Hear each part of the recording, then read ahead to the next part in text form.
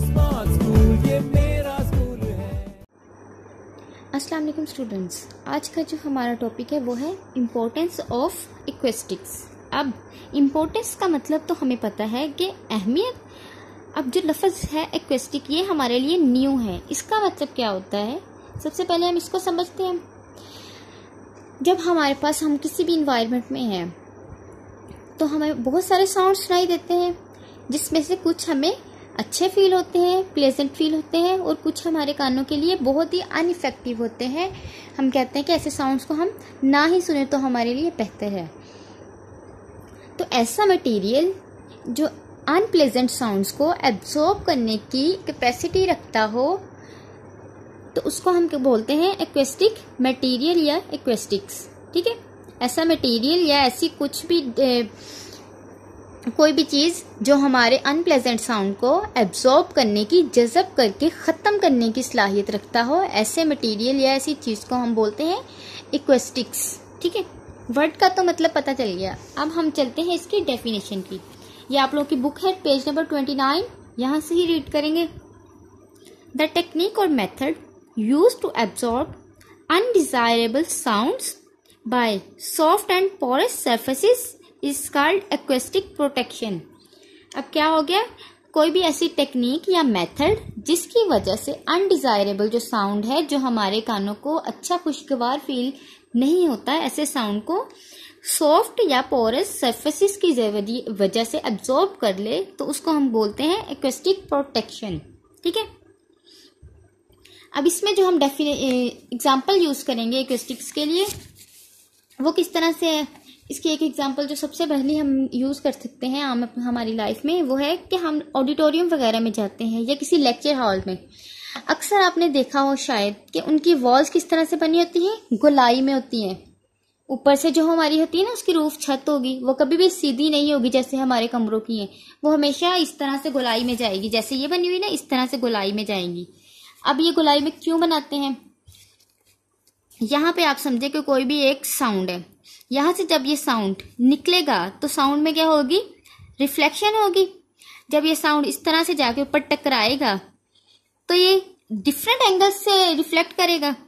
अगर तो हमारे पास स्ट्रेट सरफेस है, ये हम यहाँ इसकी मैं आपको समझाने की कोशिश करती हूँ। अगर तो हमारे पास एक स्ट्रेट है सरफेस, हमारी जो है रूफ, तो साउंड यहाँ से जाएगा, इस तरह से वापस आ जाएगा, इसी तरह से वापस आएगा, सारा साउंड इसी जगह पे वापस आना शुरू कर देगा, आगे की सरफेस पे तो नहीं ना जाएगा।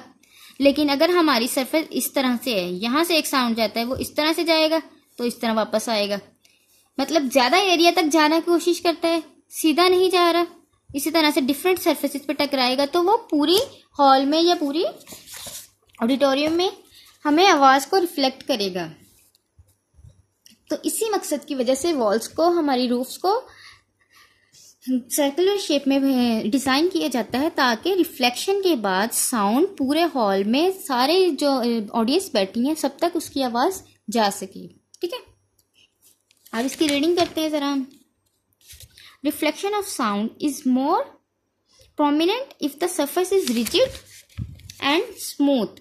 रिफ्लेक्शन किस तरह से होती है, ये एक रिफ्लेक्शन की, अगर तो हमारी ये सरफेस स्मूथ होगी तो रिफ्लेक्शन इजीली हो जाएगी।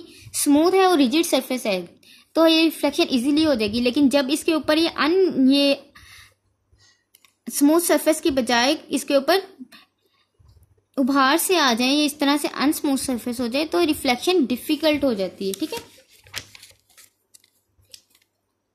And less if the surface is soft and irregular. ठीक है, रिफ्लेक्शन कम हो जाएगी अगर सरफेस सॉफ्ट है, रिजिड नहीं है और इरेगुलर है। रिफ्लेक्शन की तो एक कंडीशन ही ये है रिफ्लेक्शन के लिए कि सरफेस हमेशा रिजिड हो और सॉफ्ट स्मूथ हो। सॉफ्ट सरफेसेस से कभी भी रिफ्लेक्शन नहीं हो सकती।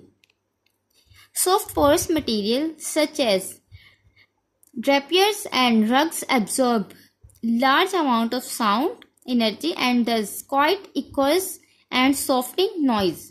ठीक है, जो सॉफ्ट सरफेसेस होंगी वो रिफ्लेक्ट करने की बजाय अपने अंदर साउंड को एब्जॉर्ब कर लेंगी, जिसकी वजह से साउंड का लेवल हमें कम हो जाएगा, साउंड सुनना मुश्किल हो जाएगा। इसीलिए तो ये सरफेसेस जो हमारे रूफ्स वगैरह होती हैं वो हार्ड मटेरियल की बनाई जाती हैं, ताकि वो साउंड रिफ्लेक्ट करके वापस हमारे कानों तक आ सके। अगर वो सॉफ्ट मटेरियल की बनाई जाएंगी तो साउंड को वो खुद अपने अंदर ही एब्जॉर्ब करना शुरू कर देंगी। जो हम बोलेंगे तो हमारी आवाज हमें सुनने की बजाय उसका वॉल्यूम कम होता जाएगा। Thus, by using materials in noisy places, we can reduce the level of noise pollution. तो इस सॉफ्ट सरफेसिस की हमें एक इसकी इम्पोर्टेंस है, वो क्या है कि जहाँ बहुत ज्यादा शोर होता है ना, ऐसी जगहों पे नॉइज को कम करने के लिए ऐसे मटेरियल्स, सॉफ्ट मटेरियल्स यूज किए जाते हैं ताकि ज्यादातर साउंड एब्जॉर्ब हो सके। However, if the surface of classrooms or public halls are too absorbent, the sound level may be low for the audience. अब यहाँ पे क्या कहा गया है कि अगर हमारे क्लासरूम्स की या हॉल्स वगैरह जहाँ पे स्टूडेंट्स के लिए पढ़ने का इंतजाम है, वहाँ की सरफेसेस हम इस तरह से बना दें, सॉफ्ट और अनस्मूथ बना दें, तो वहाँ पे क्या होगा, साउंड हमारा रिफ्लेक्ट करने की बजाय एब्जॉर्ब होना शुरू हो जाएगा। जो टीचर एक बोलेगी वो अगर साउंड सारा एब्जॉर्ब हो जाएगा वॉल्स में या रूफ में, तो स्टूडेंट्स को आवाज़ बहुत कम आएगी, जिसकी वजह से उनको सुनने में मसला हो जाएगा।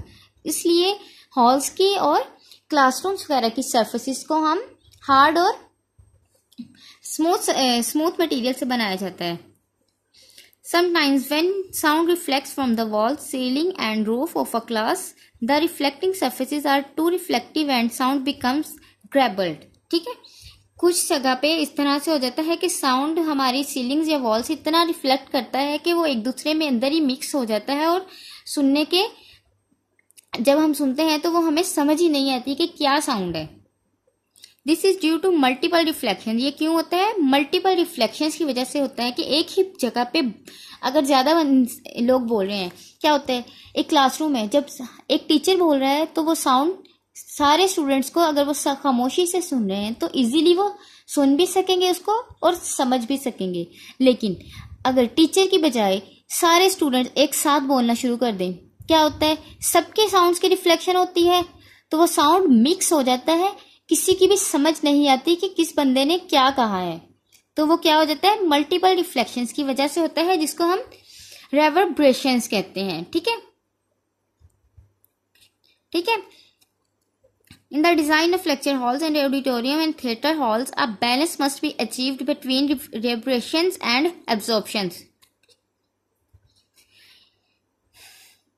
बैलेंस किस तरह से किया जाता है? मल्टीपल रिफ्लेक्शंस और एब्जॉर्प्शन को बैलेंस किया जाता है, जिसकी वजह से हमें आवाजें क्लियर सुनाई देती हैं। It is often advantageous to place reflective surfaces behind the stage to direct sound of audience. ठीक है, रिफ्लेक्टिव सर्फेसिस किस तरह से रखी जाती है? स्टेज के पास रखी जाती है ताकि आवाज जो निकले वो अब रिफ्लेक्ट होने के बाद पूरे हॉल में या पूरे ऑडिटोरियम में फैल सके। Generally, the ceiling of the lecture halls, conference halls, and theatre halls are curved so that sound after reflection may reach all the corners of the hall. Sometimes, curved sound boards are placed behind the stages so that sound after reflection distributed evenly across the hall.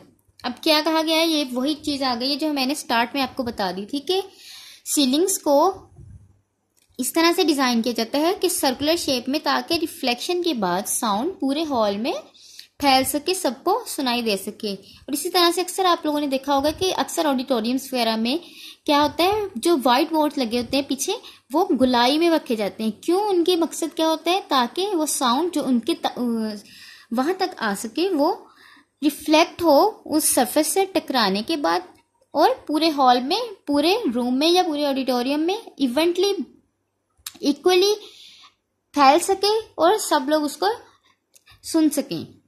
ठीक है, इस topic में हमारे पास क्या चीजें आई हैं? सबसे पहले हमने इसको डिफाइन करना है, देन हमने रिफ्लेक्शन के लिए कौन कौन सी सरफेसेस हमारे लिए अच्छी हैं और कौन सी नहीं, उसके बारे में डिस्कस किया है। मल्टीपल रिफ्लेक्शंस आ गए हैं, देन कर्व सरफेसेस का पर्पस। ठीक है, इसी तरह से आपने इसको लिखना है।